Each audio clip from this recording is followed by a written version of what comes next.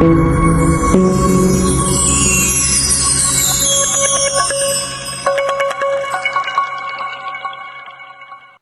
quero te convidar a abrir a Bíblia no livro de 2 Samuel, capítulo de número 12.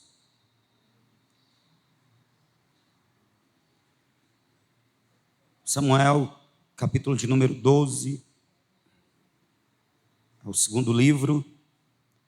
Nós vamos ler a partir do versículo 1. Amém? Amém? O Senhor enviou Natã a Davi.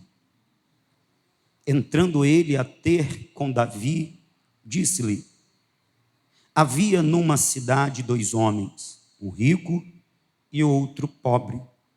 O rico tinha ovelhas e gado em grande número, mas o pobre não tinha coisa nenhuma, senão uma pequena cordeira que comprara e criara, e que em sua casa crescera junto com os seus filhos.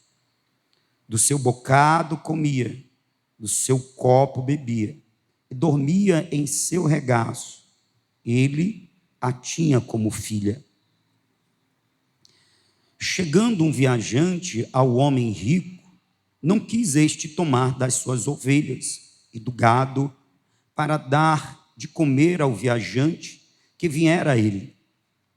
Em vez disso, tomou a cordeira do pobre e a preparou para o homem que lhe havia chegado. Então o furor de Davi se acendeu sobremaneira contra aquele homem e disse a Natã: tão certo como vive o Senhor, digno de morte é o homem que fez isso. Pela cordeirinha restituirá o quádruplo, porque fez tal coisa e não se compadeceu. Então disse Natã a Davi: tu és esse homem. Assim diz o Senhor Deus de Israel: eu te ungi rei sobre Israel, e eu te livrei das mãos de Saul. Somente até o versículo de número 7, para nós começarmos. No domingo passado nós meditamos na queda e no trato de Deus para com o primeiro rei de Israel, chamado Saul. Nesse domingo, eu quero conversar com vocês, meditar com vocês sobre o trato de Deus para com a queda do segundo rei, chamado Davi. Detalhe muito importante: Saul foi um rei segundo o coração do povo. Davi, um rei segundo o coração de Deus. Todavia, mesmo sendo um homem segundo o coração de Deus, Davi era humano, portanto, nascido em pecado, suscetível ao pecado. Mesmo cheio do Espírito, Davi era ser humano, portanto, nascido em pecado e suscetível ao pecado. No capítulo de número 11, nós temos a descrição do pecado de Davi, como ele acontece. Para quem conhece a história sabe que os 2 pecados que Davi comete são 2 pecados graves, pecados que, segundo a lei de Deus, a lei mosaica, eram punidos com a morte. O primeiro pecado que Davi comete é o pecado. Eu vou acrescentar mais um pecado, tá bom? O primeiro pecado que Davi comete é o pecado da desobediência. Lembra do pecado de Saul? Lembra do que Deus disse a Saul? Melhor obedecer do que sacrificar. Melhor é a obediência do que a gordura dos sacrifícios. A desobediência é comparada à rebeldia, à idolatria. Pois bem, o primeiro pecado de Davi foi o pecado da desobediência. Qual foi o pecado? Por que pecado da desobediência? Porque no capítulo 11, versículo 1 diz: na primavera do ano seguinte, época em que os reis saem à guerra, enviou Davi a Joabe e os seus servos com ele, e a todo Israel. Destruíram os filhos de Amon e sitiaram a Rabá. Mas Davi ficou em Jerusalém. Nos tempos em que os reis saíam às guerras, Davi não sai à guerra. Davi fica em Jerusalém. Preste atenção nesse ponto, porque ele é muito importante. É a partir deste pecado da desobediência que vêm os outros pecados. Afinal, como diz as próprias Escrituras, um abismo chama outro abismo. Eu penso que Davi, ele comete esse pecado da desobediência, porque afinal, ele foi ungido rei para reger a nação, representando Deus. Preste atenção nisso. E fazia parte dessa regência também defender a nação, indo às guerras, guerreando. E essa guerra era uma guerra em prol do povo, mas em o nome do Senhor. Portanto, ele carregava sobre ele como que uma bandeira, e nessa bandeira estava escrito: o Senhor é Deus de Israel. Ou Jeová Nissim, o Senhor é a nossa bandeira. O Senhor é o nosso estandarte. Nós estamos guerreando as guerras do Senhor. Ele guerreava as guerras do Senhor. Logo, ele foi levantado para isso. Era a forma dele servir ao Senhor. Guerreando. É verdade. Nós vamos ver que também ele era posto como um juiz, porque causas eram levadas a ele, tanto é que Natã chega a ele com essa proposta: olha, tem uma causa aqui, e ele julga a causa. Como rei, ele tinha esse direito, mais do que isso, ele tinha esse dever. Então, nós estamos falando de deveres do rei: julgar causas da nação, defender a nação. Quando ele não quer mais guerrear e ele fica em Jerusalém, ele está deixando de cumprir aquilo para qual foi levantado, ungido, capacitado, separado, consagrado. Eu fico pensando, por que Davi não quis mais guerrear as guerras do Senhor? Por que Davi não quis mais obedecer a Deus? Por que Davi não quis mais lutar pelo Senhor? É muito provável, e aí é um pensamento meu, uma conjectura, que Davi tenha se cansado. É muito provável que Davi tenha se cansado do serviço. É muito provável que Davi tenha tido uma vontade de viver algo diferente, aproveitar mais, preste atenção no que eu vou dizer, aproveitar mais a recompensa, as bênçãos que Deus lhe dera, porque afinal ele como rei, ele vive num palácio. Afinal, como rei, ele come do melhor. Como rei, ele está cercado de amigos, está protegido. Ele vive num lugar seguro, belo, cheio de provisão. É muito provável que Davi tenha se cansado do serviço e tenha desejado desfrutar mais do palácio. Preste atenção, porque o palácio fazia parte da bênção de Deus sobre ele. Ele tinha acesso ao palácio, só que como rei que saía às guerras, ele passava às vezes de meses em campanha. Meses em campanha. E o que significa meses em campanha? Meses acampado em tendas. Embora a tenda real tivesse os seus privilégios, todavia a tenda real não se comparava com um palácio.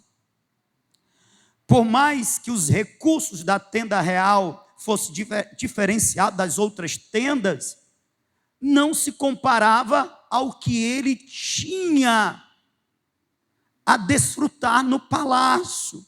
Pois bem, eu acredito que um dos motivos pela qual Davi se sente desmotivado de servir ao Senhor, fazendo as guerras do Senhor, é justamente o desejo, a vontade de desfrutar mais do que já desfrutava das benécias, das bênçãos que o Senhor lhe dera.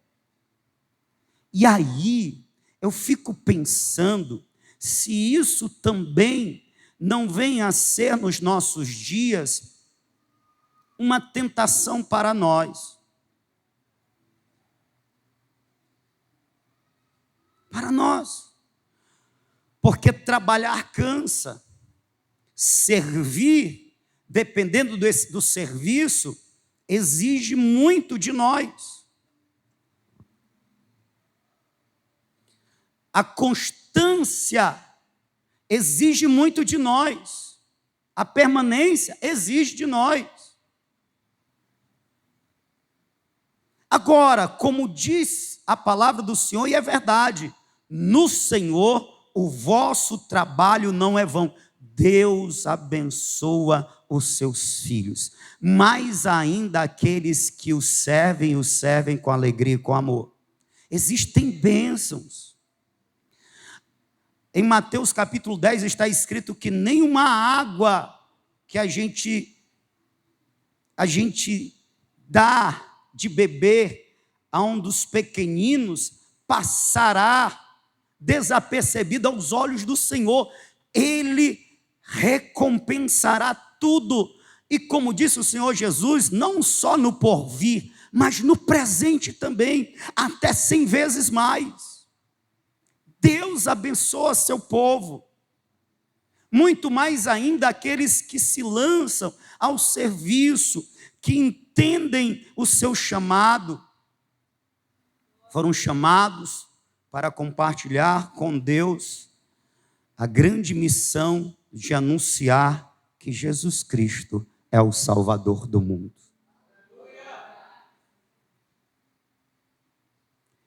Essas bênçãos podem vir de várias formas, irmãos, e a maturidade nos faz enxergar. Essas bênçãos podem vir numa porta aberta, podem vir no matrimônio abençoado, nos filhos que dificilmente adoecem. Eu lembro de uma vez que um irmão chegou, no tempo do seminário, pastor Lins, ele chegou para mim: rapaz, Deus me abençoou, Deus me deu um carro. Eu, é mesmo? Que massa. Ele mostrou o carro, um Ford, na época era um Ford Fiesta sedã, se não falha a memória. Eu, que massa, como é que foi isso? Aí ele falou: Deus me deu condições para comprar esse carro. Porque eu fiquei pensando assim, como foi isso? Alguém chegou e, toma aqui, pastor, essa bênção. Que pode ser assim também, né? Ou então, um profeta profetizou e aí alguém foi na sua casa. Eu fiquei pensando várias formas de como seria esse Deus me abençoou com um carro. Aí ele foi e falou, Deus me deu condições para comprar. E aí caiu a ficha. É mesmo. São formas de Deus nos abençoar. Às vezes a gente não consegue ver, e quando a gente não consegue ver, a gente perde uma oportunidade maravilhosa de agradecer a Deus. Então preste atenção. Preste atenção, porque isso pode acontecer nos nossos dias e pode acontecer conosco. O que, pastor? O que? A gente ficar mais interessado pelas bênçãos, negligenciando o serviço, o adorar a Deus através da obediência, o adorar a Deus através do cumprimento da nossa chamada, da nossa vocação. Sabe aquelas histórias que contam que o irmão pediu, Senhor, me dê um carro, quando eu tiver esse carro, eu vou ficar mais engajado na obra, quando eu tiver esse carro, se algum irmão precisar, eu vou emprestar, se alguém precisar que leve para fazer campanha não sei aonde, eu vou tacar as cadeiras no carro, o carro é para obra, oh meu Deus, me dá, estou usando o carro, mas pode ser outras coisas, me dá, aí Deus abençoa, dá ao irmão condições de comprar o carro. O irmão compra o carro, aí com o carro, o que é que o irmão faz? Final de semana, opa, eu vou fazer uma viagem. Aí no outro final de semana, rapaz, eu vou dar um passeio na beira-mar. Agora eu tenho condições de ir a lugares que eu não tinha antes, porque agora eu tenho um carro, vou passear com a família, vou fazer, e cadê a missão? Cadê colocar a cadeira no carro? Cadê dispor para a obra? Às vezes acontece isso. Deus colocou Davi no palácio, mas também colocou ele no campo de batalha. Qual era o lugar que Davi deveria estar? Ou no campo de batalha, quando tivesse lutas para lutar, ou no palácio, desfrutando o tempo de paz, quando a paz fosse conquistada. O lugar era o lugar da obediência. Porque tem um tempo do trabalho e tem um tempo de desfrutar do trabalho. O segundo pecado, ele só comete o segundo pecado porque ele é negligente com o seu chamado para servir nas guerras. Como ele não está na guerra, em desobediência, ele tem agora tempo, olhos, coração para ver, desejar e cair em pecado com uma mulher. Se ele tivesse no campo de batalha, servindo ao Senhor, fazendo aquilo para o qual foi chamado, os olhos dele estariam para o quê? Para as lutas. O coração dele estaria aplicado em quê? Em como vencer para a glória do Senhor. Ele estaria envolvido, o seu interesse estaria para o Senhor, para honrar o Senhor, para glorificar o Senhor, porque cada batalha vencida era louvores que se dava ao Deus de Davi. O Deus de Davi é poderoso. O Deus de Davi é mais poderoso que o Deus dos amonitas. O Deus de Davi é mais poderoso do que o Deus dos filisteus. O Deus de Davi é mais poderoso do que os os moabitas, o Deus dos moabitas. Por quê? Porque o Deus de Davi dá vitórias a Davi. O Deus de Davi é mais poderoso. Você entende? Quando ele sai da obediência, ele sai do lugar, ele sai da posição, ele sai da vontade de Deus e se coloca na sua própria, ele passa a ter interesses por outras coisas, que do contrário ele não teria. Lá no campo de batalha não tinha Betseba, mas no campo da desobediência tem.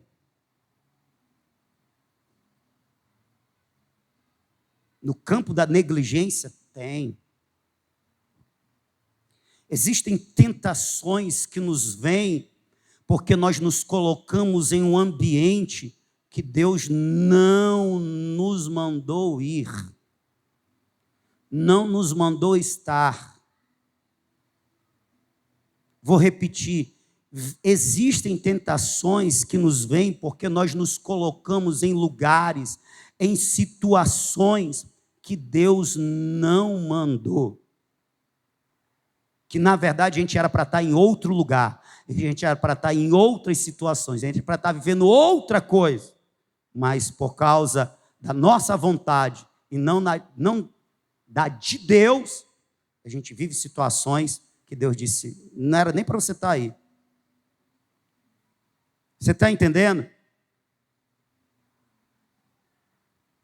Adultério, a mulher engravida, para encobrir o adultério, porque afinal, adultério é punido com morte. Levítico, capítulo de número 20, se não me falha a memória, versículo de número 10. O homem e a mulher que fosse apanhado de adultério, os dois deveriam morrer. Ele tenta encobrir este pecado, e aí ele, para encobrir este pecado, ele comete outro. Ele planeja, e por mãos dos moabitas, amonitas, se não me falha a memória, o marido de Betseba é executado, o nome dele é Urias. E ele comete outro pecado de morte, pecado de homicídio. Êxodo capítulo de número 21, versículo de número 12. Versículo de número 12. Quem tirar a vida de um homem de forma intencional deve morrer.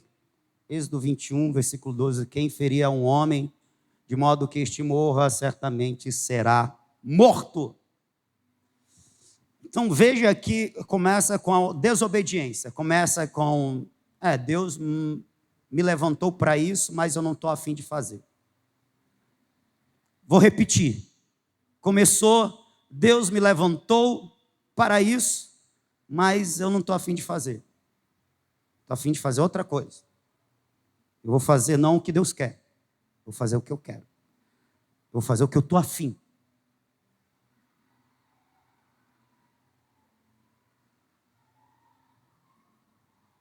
Muito bem, esses foram os pecados de Davi. Urias é assassinado. Urias morre no campo de batalha porque Davi disse, Joabe, coloca Urias no lugar, na posição, à frente, aonde a batalha é mais reída e está havendo mais mortes. Ou seja, eu quero que o homem morra. E aconteceu. E aí passou alguns dias e alguns meses, porque a criança foi gerada e nasceu. Então passou-se alguns meses dos pecados cometidos. Provavelmente quem sabia era a família de Betseba, os mais próximos de Davi. O resto da nação não sabia. O restante da nação morreu Urias, Betseba é viúva, o rei casou-se com a viúva, está tudo certo. Só que não estava tudo certo. Porque Davi conseguiu esconder de uma nação inteira, mas não dá para esconder de Deus. Amém? Amém? Então receba essa palavra. Você pode esconder da nação inteira. Você não está escondendo de Deus. Você não está escondendo de Deus. E aí Natã, com sabedoria, faz essa parábola. O rico, tendo muito, não quis sacrificar das suas muitas ovelhas, mas tomou a única que era tratado com muito apego pelo pobre. A matou, a sacrificou e deu ao seu amigo viajante. Davi, como aquele que tinha autoridade para julgar, ele pensa, é mais uma causa para que eu julgue. E ele julga com justiça, irmão. Ele diz, tão certo como vive o Senhor, digno de morte é o homem que fez isso. Pela cordeirinha restituirá o quádruplo, porque fez tal coisa e não se compadeceu. Na lei prescrevia que, havendo um tipo de defraudação, deveria ser restituído. Caso a pessoa não quisesse restituir, ela era obrigada a restituir 4 vezes mais. Essa era a lei. Quando ela era forçada a restituir, então ela não restituía o equivalente, ela restituía 4 vezes mais. Então, Davi está sendo justo no seu julgamento. Só que ele não sabe que ele está condenando justamente a ele mesmo.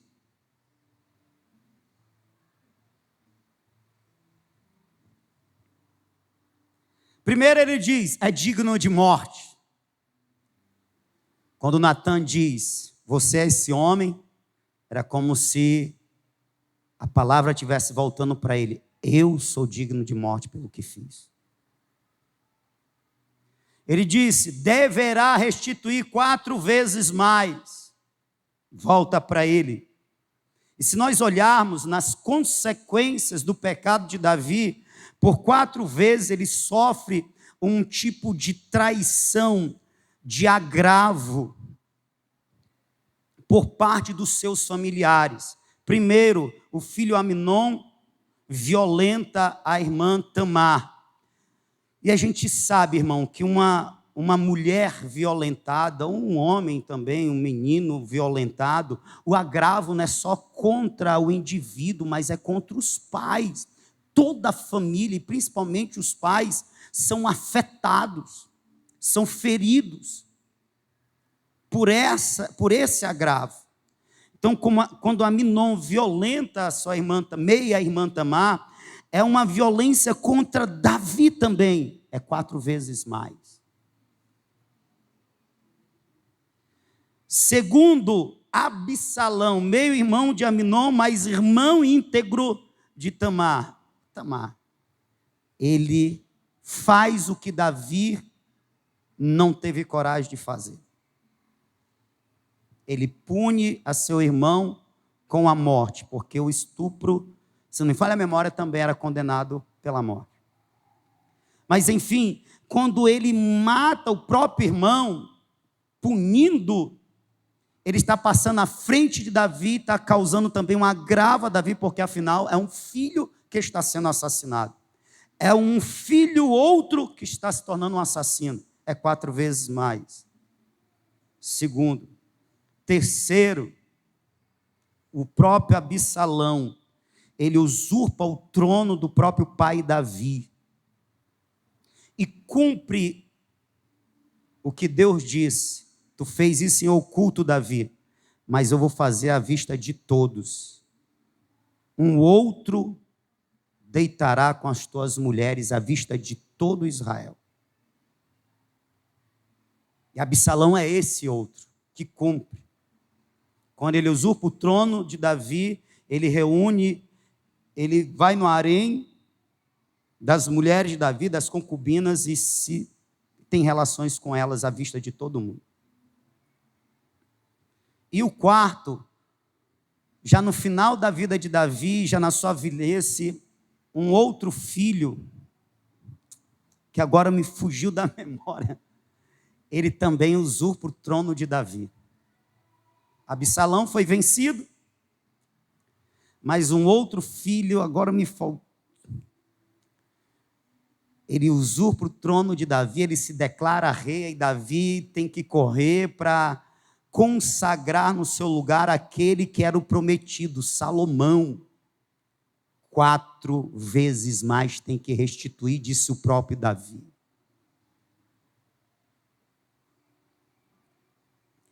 Eu queria que você prestasse atenção, porque o profeta Natan é alguém que vai falar da parte de Deus.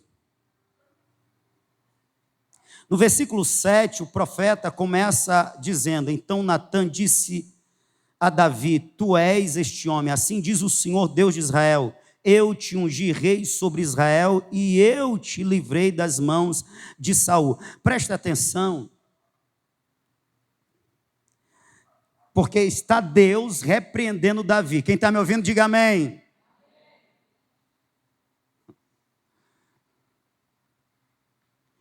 E Deus vai trazer à memória o que ele fez por Davi. As bênçãos que ele derramou sobre Davi. As benevolências sobre Davi.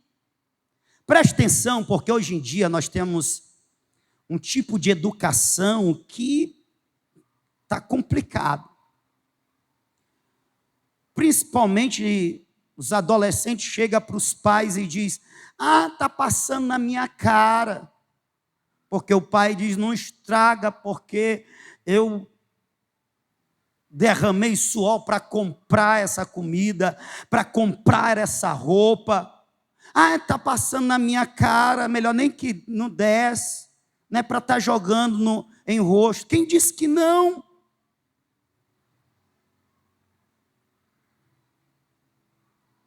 O fato do filho estar dizendo: está passando na minha cara, não era nem para me dar, mostra não uma verdade, mas mostra assim uma ingratidão.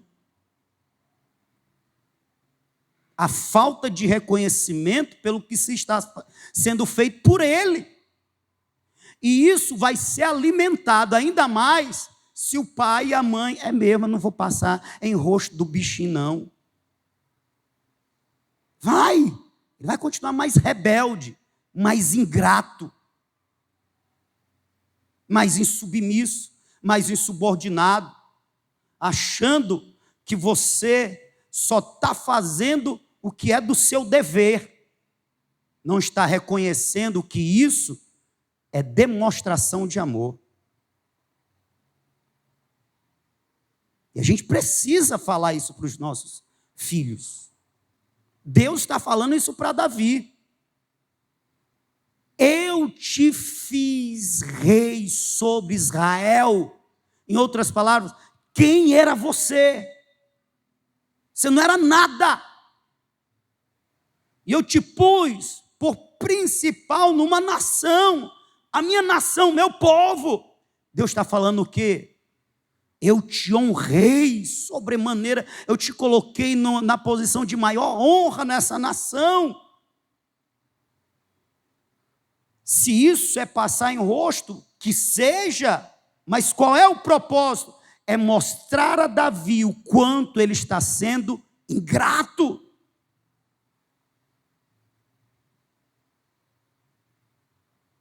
Honra e proteção. Te fiz rei, te ungi, te livrei das mãos de Saul, te protegi, dei-te a casa de teu senhor e as mulheres de teu senhor em teus braços. Ou seja, Deus está falando: eu te abençoei honrei, protegi, te abençoei com várias sortes de bênçãos.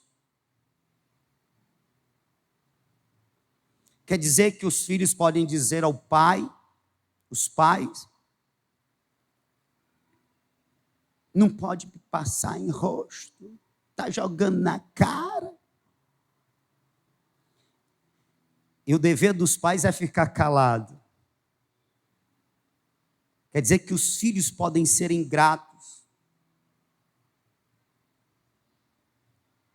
E o dever dos pais é ficar calado? Não, senhor, não, senhora. Ele nunca vai descobrir, nem vai entender o valor do que se faz por ele, se você, responsável, não ensinar. Se você não contar para ele o valor, o trabalho que deu, ele não vai dar valor. Sabe por que a turma da minha idade para cima é uma turma que dá mais valor ao que recebe? Que embora tenha passado até necessidade, embora tenha recebido como que, herança não, porque não morreu, mas recebido a roupa do irmão mais velho, se vestiu mais novo, se vestia com as roupas dos irmãos mais velhos que iam crescendo, a roupa ia passando, ó. Mas mesmo assim ama, é grato aos pais, porque os pais diziam para os seus filhos: meu filho, não estraga esse arrozinho não, porque foi duro trazer ele para casa. Sabe que é uma criança feliz porque está jantando café com pão? Na verdade, eu só não era mais feliz porque eu queria que o meu pedaço de pão fosse do mesmo tamanho do que o pedaço de pão dos meus irmãos mais velhos.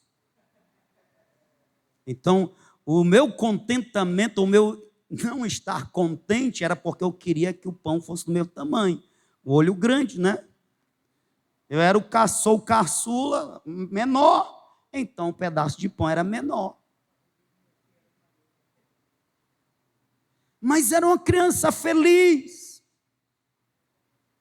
porque eu conhecia através das palavras, os ensinos da minha mãe, o sacrifício que era para ela comprar aquele pão e aquele café. Amém? Vou repetir, se você não disser isso aos seus filhos, eles não vão saber não. Se eles não souberem, eles não vão dar valor. Eles não vão ser gratos.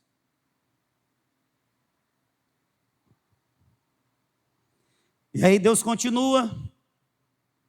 Versículo de número 9. Porque desprezaste a palavra do Senhor, mesmo que ele fala a Saul, fazendo mal diante dos seus olhos.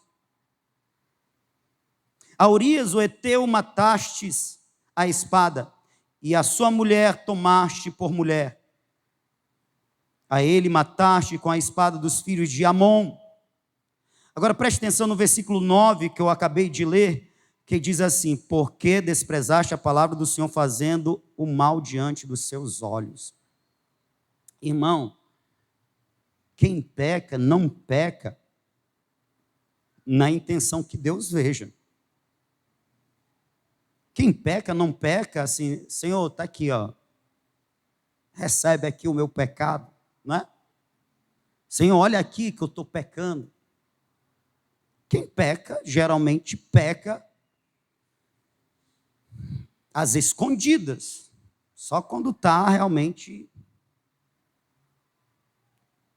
já entregue que faz à vista, né? E dependendo do pecado, mesmo entregue não faz à vista. E Davi, eu não sei o que deu em Davi, provavelmente foi consequência do pecado. Davi parece que ficou cego no seu entendimento, porque ele executa Urias na intenção de esconder o pecado de adultério. Então, em nenhum momento Davi pensou, Deus está vendo isso. E o pecado, ele tem esse poder, sabe, de deixar a gente cego. Fazer com que a gente esqueça do principal, que é Deus. Todo pecado, presta atenção no que eu vou dizer, todo pecado, seja no corpo ou fora do corpo, seja contra o outro ou não, em última instância, é pecado contra Deus. Em última instância, todo pecado é pecado contra Deus. Deus, ele fala, qual foi o pecado de Davi? Mataste Urias e tomaste a sua mulher por esposa. Mas como é que Deus começa a repreensão? Ele diz, porque não deste ouvido à minha palavra e fizeste o que é mal diante dos meus olhos, porque desprezaste a minha palavra e fizeste o que é mal diante dos meus olhos. Ou seja, você desobedeceu a minha palavra. E desobedecer para Deus é um desprezo. E desprezar a palavra de Deus é o mesmo que desprezá-lo. A gente precisa entender isso. A gente precisa atentar para esta fala, porque esta fala é divina, porque nós conhecemos o quanto o pecado é para Deus grave.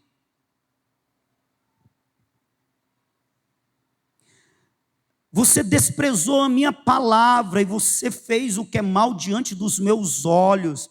Irmão, não tem como esconder nada diante de Deus. Eu queria que você abrisse a sua Bíblia em Hebreus, para não ficar somente nas palavras, mas reforçarmos com a palavra de Deus. Hebreus capítulo de número 4, versículo de número 13, que diz assim: e não há criatura alguma encoberta diante dele, antes todas as coisas estão nuas e patentes aos olhos daquele com quem temos de tratar.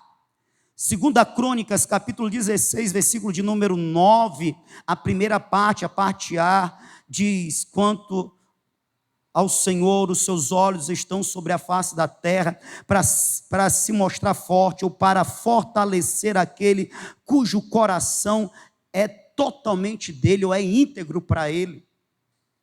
Ou seja, Deus, ele está olhando para a terra, ele está olhando para os seres humanos, e esse olhar de Deus é bom, irmão, porque diz que ele está disposto a fortalecer aquele cujo coração é totalmente dele.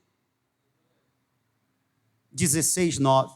Agora preste atenção no que diz o Salmo 34, versículo de número 15. O fato de todas as coisas estarem patentes aos olhos de Deus, como diz o autor dos Hebreus, é bom, porque ele atenta para o justo. Os olhos do Senhor estão sobre os justos, e os seus ouvidos atentos ao seu clamor. Então tem um lado positivo disso. O fato de ele estar nos vendo, atento para nós, é que ele está atento também para as nossas orações, para as nossas necessidades, para nos socorrer, para nos fortalecer. Agora, ele é aquele que nós havemos de prestar contas. 1 Pedro, capítulo de número 3, versículo de número 12, atenta para este fato.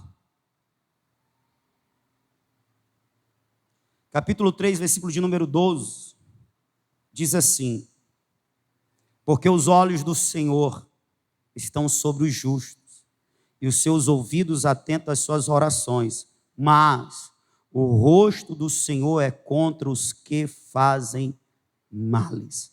Vou repetir em outra versão.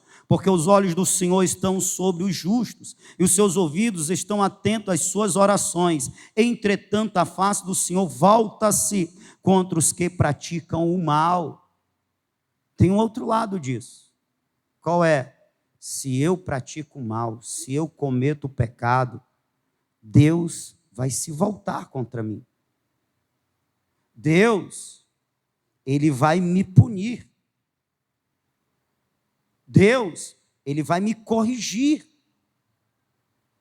E é isso que está acontecendo com Davi. Os olhos do Senhor estão atentos sobre todos, sobre os justos em especial. Mas os justos não se livram do juízo divino. E é isso que Deus está apontando. Você fez o que é mal diante dos meus olhos. Você matou Urias. Você tomou a mulher dele. 2 pecados. Versículo de número 10. Agora, portanto, a espada jamais se apartará da tua casa, porque me desprezastes e tomaste a mulher de Urias, o heteu, para ser tua mulher. Você está me ouvindo? Amém? Você prestou atenção na palavra, tu me desprezaste? Mas espera aí, pastor. O mal maior que ele cometeu foi contra Urias. Ele deitou-se com a mulher de Urias. Ele planejou a morte de Urias. Foi contra Urias que ele pecou. Mas lembra do que eu disse? Todo pecado, em última instância, é pecado contra Deus.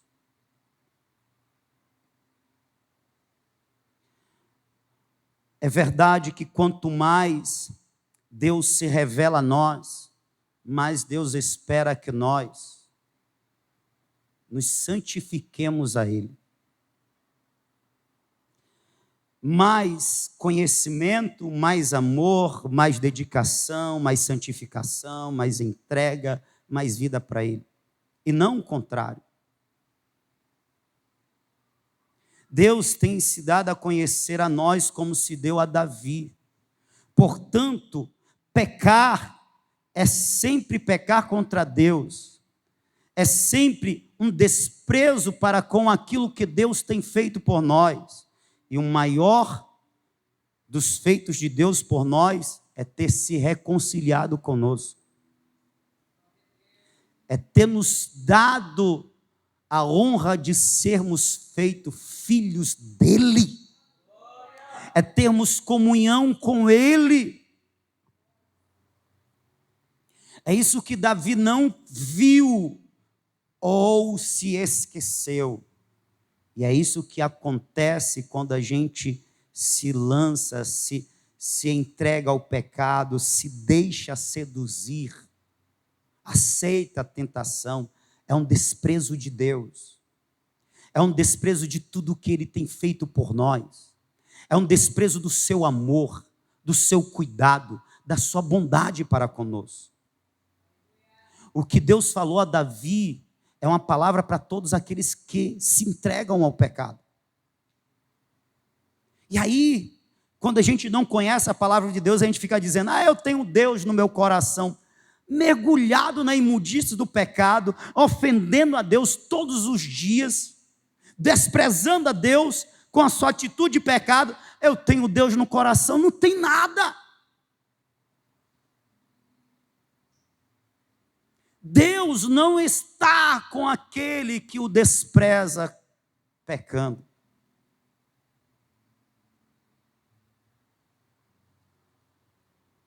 Tu me desprezou, Davi. Eu quero pular aqui para o versículo de número 13. Então disse Davi a Natã: pequei contra o Senhor. Respondeu Natã: o Senhor perdoou o teu pecado, não morrerás. Versículo de número 14. Mas, porque com este feito deste lugar a que os inimigos do Senhor blasfemem, o filho que te nasceu morrerá. Você está me ouvindo? Diga amém. Amém. Palavras do Senhor. Há um servo que se lança ao pecado. Mas porque com este feito deste lugar a que os inimigos do Senhor blasfemem. Eu costumo reduzir o entendimento de blasfêmia da seguinte forma: blasfêmia é falar contra Deus. É difamar o Senhor. É escarnecer de Deus. O falar contra Deus é blasfêmia. Falar contra o homem é difamação, é calúnia, é fofoca, é qualquer outra coisa, mas falar contra Deus é blasfêmia. E Deus disse: o teu pecado deu ao inimigo,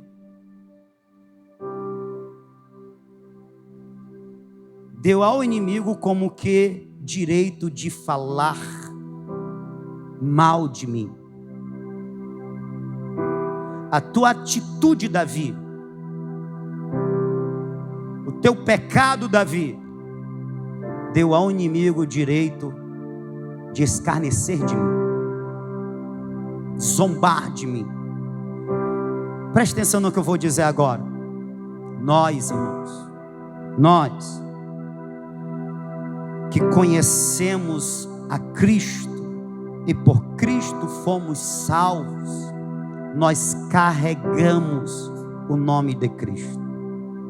Atos capítulo 11, versículo de número 20, não é o 26, não estou bem lembrado, mas diz que pela primeira vez em Antioquia, os crentes foram chamados de cristãos. Sabe o que significa cristãos? Pequenos cristos. Ou seja, alguém que é tão parecido com Cristo, que é chamado de pequeno Cristo. Paulo escrevendo aos Coríntios, acho que é no capítulo de número 2, capítulo de número 5, acho que é o versículo de número 10, se não me falha a memória, Paulo diz que nós somos embaixadores de Deus.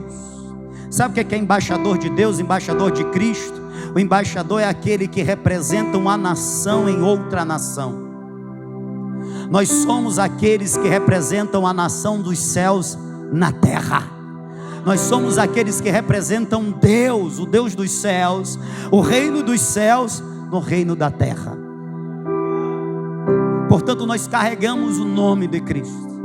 Nós somos chamados filhos de Deus, como disse João, a saber, aqueles que creem no seu nome, deu-lhes o direito de serem chamados, serem feitos filhos de Deus. Nós somos filhos de Deus, nós somos cristãos, nós somos embaixadores de Deus. Nós carregamos o nome do Senhor. O que é que eu estou querendo dizer? Assim como Davi,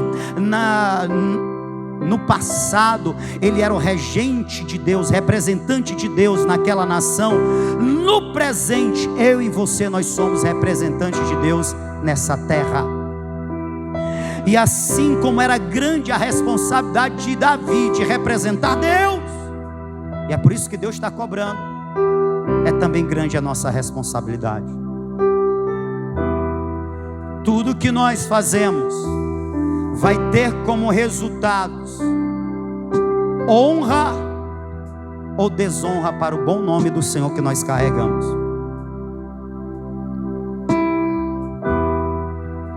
Davi, o teu feito deu ocasião para o inimigo blasfemar contra mim. Por isso, carregar o nome de Jesus primeiro é uma honra, é um privilégio, é uma dádiva, é uma bênção, mas também é uma responsabilidade. É uma responsabilidade.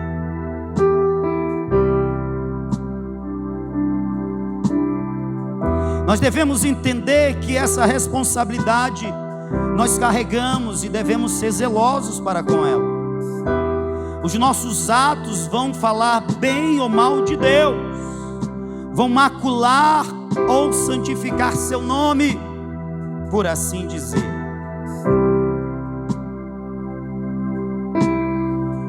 Por causa disso, A criança que nasceste de Betseba vai morrer. Escute, preste atenção. O Senhor Jesus disse que é mister que vem os escândalos, mas ai, todas as vezes nas escrituras que você encontra ai, os ai de Deus é terrível. Jesus, ai daquele por quem vem o escândalo. Gálatas capítulo 6 diz: Deus, versículo de número 10, Deus não se deixa escarnecer, Deus não se deixa zombar. Deus não nos comprou com o sangue do seu Filho para que nós fôssemos meios pela qual o seu nome é desonrado, envergonhado, blasfemado, escarnecido na terra. Deus nos comprou com o sangue de seu Filho, nos deu a presença do seu Espírito para que na terra nós fôssemos embaixadores, fôssemos cristãos, fôssemos filhos que honram o seu bendito nome, para que conheçam que Deus é santo. Primeira epístola de Pedro, capítulo de número 1, versículo de número 15 e versículo de número 16, se eu não estou enganado, é mais ou menos assim: como vos chamou aquele, como é santo aquele que vos chamou, sede santo em toda a vossa maneira de viver, porque escrito está: sede santo como eu sou santo. Você quer honrar o Senhor? Diga não ao pecado, ande em santidade. Isso é sério. Ninguém aqui está brincando de ser crente.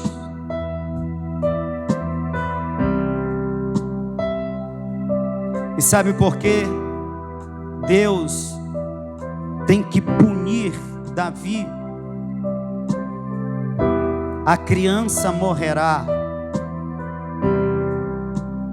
porque os pecados que Davi cometeu eram pecados de morte.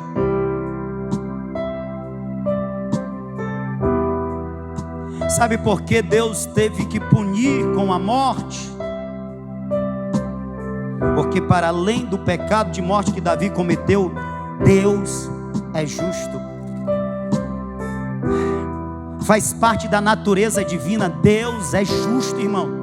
Significa dizer que Ele é reto, que tudo que Ele faz é reto, é justo.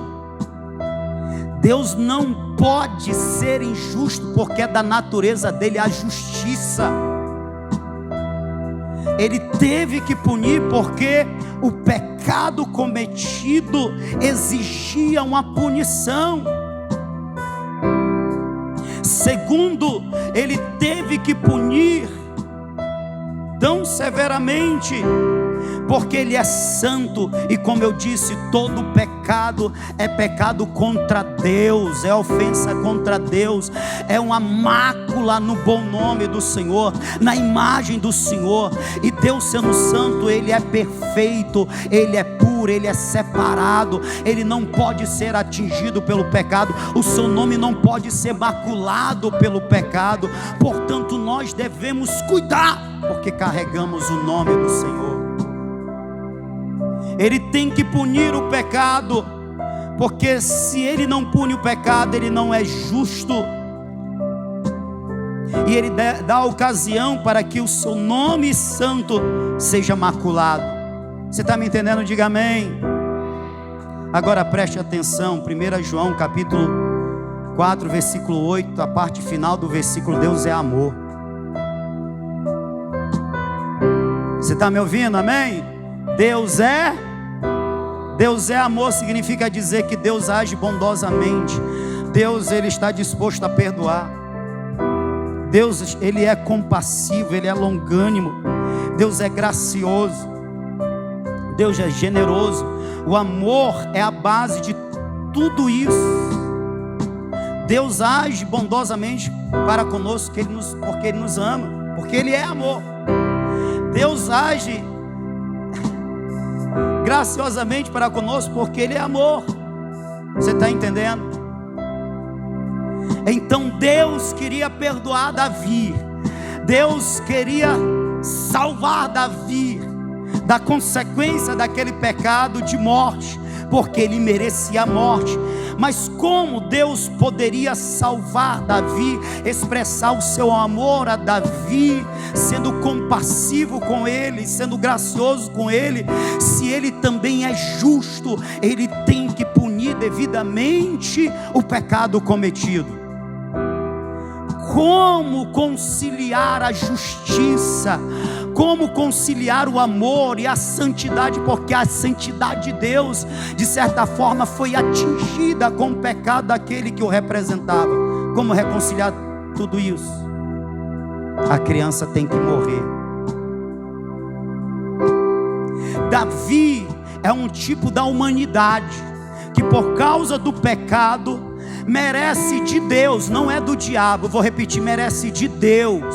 Por causa do pecado, todos nós merecemos de Deus a devida punição, o devido castigo, a morte. A morte, em última instância, é o afastamento definitivo da presença de Deus, sem possibilidade de reconciliação. Não é apenas a morte biológica, a morte física, é a morte espiritual. Davi nos representa, Davi me representa, Davi te representa, porque não há um justo, nenhum sequer. Toda a consequência final do pecado, se não houver o perdão, é a morte eterna. Quem está me ouvindo, diga amém. Toda a consequência final do pecado é a morte eterna. Ah, mas o meu pecado não é o que nem de Davi, o de homicídio, o de adultério. A alma que pecar, essa morrerá. Os vossos pecados fazem separação entre vós e o vosso Deus, e impede que Deus ouça as vossas orações. Isaías 59, versículo de número 2. Todo pecado gera morte, mas a criança vai morrer, porque o salário do pecado é a morte, mas o dom gratuito de Deus é a vida eterna em Cristo Jesus, nosso Senhor. Romanos capítulo 6, versículo 23. Davi nos representa. Todos nós, assim como Davi, merecemos a morte. Por isso que Davi disse: vou morrer, pequei. Eu sei o que eu reconheço, eu sei o que diz, é digno de morte. Mas disse Deus: não vai morrer, a criança vai morrer no seu lugar. Davi representa nós, e o filho de Davi, inocente, que morre no lugar de Davi, representa o nosso Senhor Jesus. Amém. O inocente pelo culpado, a criança que morreu representa o nosso Senhor Jesus, que morreu para pagar pelos nossos pecados. Romanos capítulo 4, versículo 25. Ele, Jesus, morreu para pagar os nossos pecados.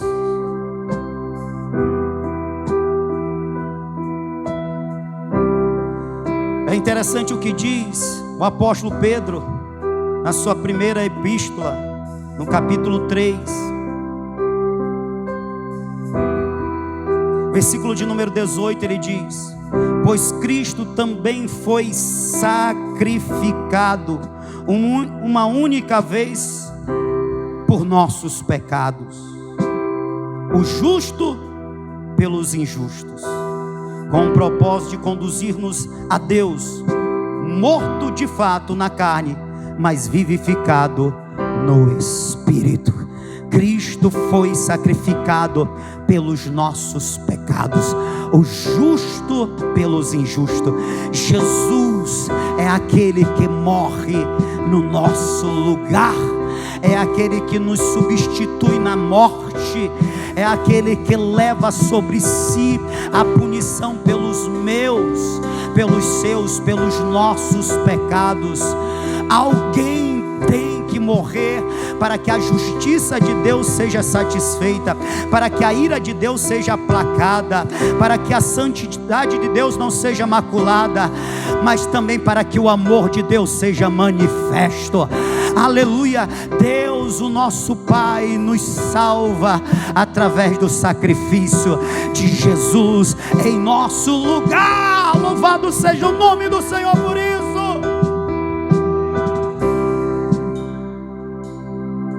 Sabe o que é interessante? É que Davi vai orar. Davi, ele vai jejuar, ele vai passar a noite em vigília, ele vai se deitar ao chão, se humilhar no pó da terra, e ele vai pedir a Deus, buscar a Deus para que a criança não morra. Mas Deus não responde Davi, e nem pode responder Davi, porque se Deus livrasse a criança, Davi tinha que morrer. Era a morte, a morte é consequência direta do pecado, era o inocente pelo culpado. Se a criança sobrevive, Davi morre. Se Jesus não morre no nosso lugar, nós somos condenados ao inferno. Louvado seja o nosso Cristo, que foi até a morte obediente e morte de cruz, pelo que Deus o exaltou sobremaneira. Ele deu o nome que está acima de todos os nomes, a qual todos os joelhos se dobrarão e toda língua confessará: Jesus Cristo é Senhor, Jesus Cristo é Senhor, Jesus Cristo é Senhor. Nós devemos louvá-lo, porque Ele aceitou a cruz, Ele não renunciou à cruz, Ele não negou a cruz, Ele não fugiu da cruz, Ele foi à cruz, e na cruz Ele carregou e punido foi pelos nossos pecados. Quando Davi estava orando, Deus ficou em silêncio, mas é como se Deus estivesse dizendo: Davi, eu não posso responder essa tua oração, porque senão quem vai morrer é você. Ou seja, tem orações que Deus não pode nos responder. A gente precisa tentar para isso. Agora acontece algo muito maravilhoso. Eu queria que você ficasse de pé, se você puder. Quando Davi sabe que a criança faleceu, ele toma um banho, troca as suas vestes, unge seu rosto, sua cabeça. E o primeiro lugar que ele vai é para a tenda do encontro. E as escrituras dizem que ele vai adorar o Senhor. Irmãos, ouvinte, se você não conseguir dar valor ao que o Filho de Deus fez, para que você não morresse nos teus pecados, pelo contrário, você tivesse a vida eterna, se isso não gerar em você um coração grato e um coração disposto a adorar, meu irmão, então nada mais poderá te fazer um adorador. Se o teu coração não for grato ao que Cristo fez para salvar a tua alma da morte, nada mais poderá ser feito. Por isso nesta noite,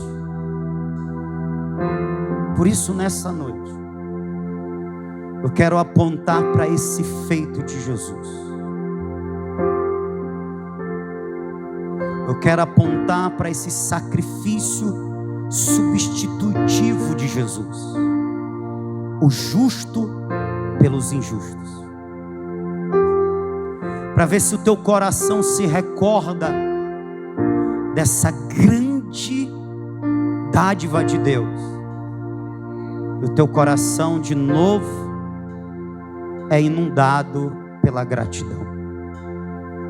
E o resultado disso, crente, seja você adorar o Senhor. Primeiramente ele vai no templo, adora. Depois ele se assenta à mesa, come. Sabe o que é que ele vai fazer depois, pastor? Amigo ouvinte, sabe o que é que ele vai fazer? Ele vai voltar para o campo de guerra. Amém? Se o sacrifício de Jesus não me levar ao serviço, irmão, se o sacrifício de Jesus não me levar à adoração, se o sacrifício de Jesus não me levar às guerras no nome do Senhor, às batalhas, à obra do Senhor, irmão, então nada nos levará. Ei, vou repetir. Ele vai adorar e depois ele vai para o campo de guerra, na qual ele deveria ter estado, porque se estivesse não teria Betseba, não teria assassinato de Urias, não teria a morte de um inocente, não teria a restituição 4 vezes mais. Ei! Não entendeu ainda não?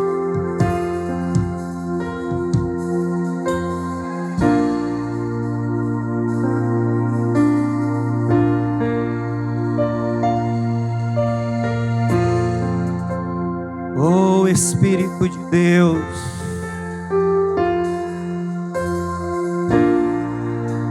que a cruz de Cristo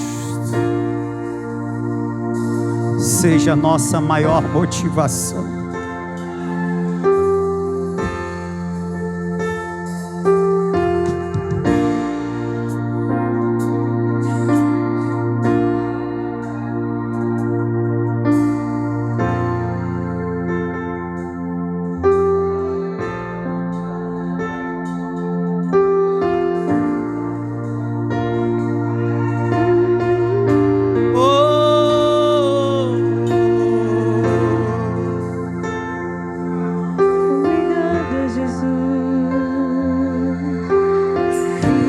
De Cristo seja a nossa maior motivação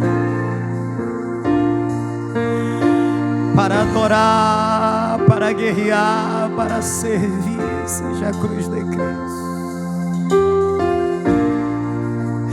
seja o que Ele padeceu para nos dar vida, seja o que Ele padeceu para nos livrar da morte.